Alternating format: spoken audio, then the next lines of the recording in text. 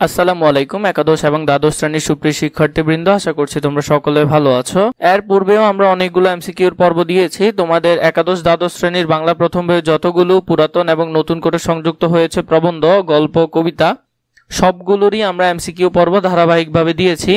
আরো কিছু গুরুত্বপূর্ণ এমসিকিউ এখন তোমাদেরকে দিব, চলো শুরু করি।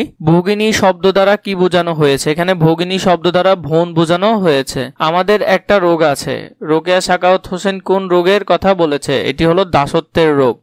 তোমরা যদি প্রবন্ধ ভালো করে পড়ো তাহলে সহজে এগুলোর উত্তর করতে পারবে। রোকেয়া তার কোন প্রবন্ধে নারীর দাসত্ব রোগের কথা জানিয়েছেন?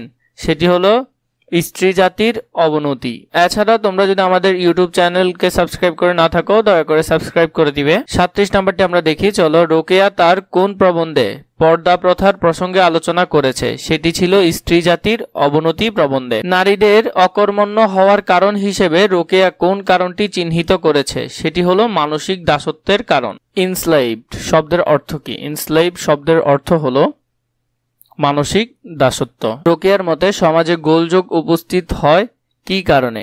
নতুন কাজ করতে গেলে গোলযোগ উপস্থাপন হয়। মানসিক দাসত্ব বোঝানোর জন্য লেখিকা কাদের কথা বলেছেন?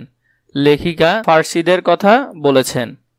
অর্ধাঙ্গী প্রবন্ধে রোকেয়া সাখাওয়াত হোসেন কাদের পরিবর্তিত অবস্থার কথা উল্লেখ করেছেন? এখানে ফার্সি মহিলাদের কথা উল্লেখ করেছেন। অর্ধাঙ্গী প্রবন্ধে ফার্সি মহিলাদের কি মোচন হয়নি? তাদের মানসিক দাসত্ব মোচন হয়নি। ফার্সি পুরুষগণ অন্ধভাবে কোন সভ্যতা অনুকরণ করে? উত্তর হবে বিলেতি সভ্যতার অনুকরণ করে। বাংলাদেশের বর্তমান সামাজিক প্রেক্ষাপটে নারীর অবস্থান কেমন? পূর্বের থেকে উন্নত। পর্দার বাইরে আসা বলতে লেখিকা কি বুঝিয়েছেন? মানসিক স্বাধীনতাকে বুঝিয়েছেন। মানসিক দাসত্ব বলতে লেখিকা কি বোঝাতে চেয়েছেন? মানসিক দাসত্ব বলতে নারীর পরাধীনতাকে বোঝাতে চেয়েছেন। কলম্বাসকে লোকেরা কি বলে অভিহিত করেছেন? তাকে বাতুল, বাতুল শব্দের অর্থ পাগল বলে অভিহিত করেছেন। বাতুল অর্থ পাগল। নারীকে শিক্ষা দেওয়ার জন্য গুরুলোক কোন দেবীকে আদর্শরূপে দেখিয়ে থাকেন?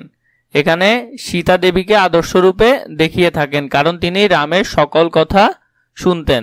রামচন্দ্রের সহচারী ছিলেন কে? রামচন্দ্রের সহচারী ছিলেন সীতা। রামচন্দ্র ছিলেন প্রেমিক এবং ধার্মিক। অর্ধাঙ্গী প্রবন্ধে লেখিকা সীতাকে কার সাথে তুলনা করেছেন? পুতুলের সাথে তুলনা করেছেন। পুতুল যেমন কোনো কিছু করতে পারে না হাত পা থাকা সত্ত্বে, তেমনি সীতা দেবীও রামের যা বলতেন তাই শুনতেন, নিজে কিছু করতে পারতেন না। লেখিকার মতে সীতা রামের নিকট থেকে কোন অধিকার পায়নি? স্ত্রীর অধিকার পাননি। অর্ধাঙ্গী প্রবন্ধ অনুসারে স্বামিত্বের 16 আনা পরিচয় দেয় কে? সেখানে হবে রাম স্বামিত্বের 16 আনা পরিচয় দেয়। দেখো এখানে স্বামিত্ব বলতে স্বামীকে বোঝানো হয়নি। স্বামিত্ব মানে কি? আমরা জানি যে স্বামিত্বর আরেকটা সমার্থক শব্দ আছে, অর্থ আছে, সেটা হলো মালিকানা। মানে মালিকানার 16 আনা পরিচয় দিয়েছে রামচন্দ্র। এখানে স্বামিত্ব বলে স্বামীকে বোঝানো হয়নি। তাহারও ইচ্ছা প্রকাশের শক্তি আছে কার? সীতার কথা এখানে বলা হয়েছে। সীতারও ইচ্ছা প্রকাশের শক্তি আছে। স্বামিত্বের প্রাধান্যের জন্য রাম সীতার ইচ্ছা শক্তিকে প্রাধান্য দেননি। স্বামী যখন পৃথিবী থেকে সূর্য ও নক্ষত্রের দূরত্ব মাপে, স্ত্রী তখন কি করেন? এটি উত্তর হবে বালিশের ওয়ারের দৈর্ঘ্য প্রস্থ মাপেন। রোকেয়ার সময়কালীন নারীরা কিভাবে ব্যবহৃত হতো? সেবাদাসী হিসেবে ব্যবহৃত হতো। রোকেয়া সাখাওয়াত হোসেনের মতে নারী স্বামীর অর্ধাঙ্গী। অর্ধাঙ্গী প্রবন্ধে নারী জাগরণের ক্ষেত্রে কোনটিকে প্রধান অন্তরায় মনে হয়? এখানে হলো স্বামীর প্রভুত্বের। শুক্লকেশ মানে হলো যে সাদা পাকা চুল বিশিষ্ট বুদ্ধিমানগণ। এখানে আসলে মুরব্বী বা জ্ঞানী ব্যক্তিকে বোঝানো হচ্ছে।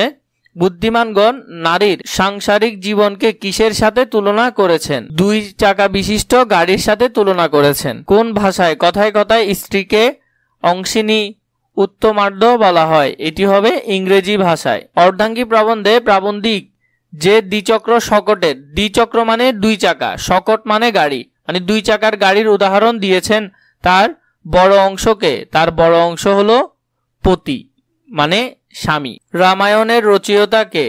রামায়ণের রচয়িতা হলো বাল্মীকি। অর্ধাঙ্গী প্রবন্ধে লেখক শকটের চাকার ছোট বড়র মাধ্যমে কি দেখিয়েছেন? নারী পুরুষের বৈষম্য এখানে দেখিয়েছেন। অর্ধাঙ্গী প্রবন্ধে শকট শব্দটির প্রতীকী রূপ ব্যবহৃত হয়েছে সমাজের ক্ষেত্রে।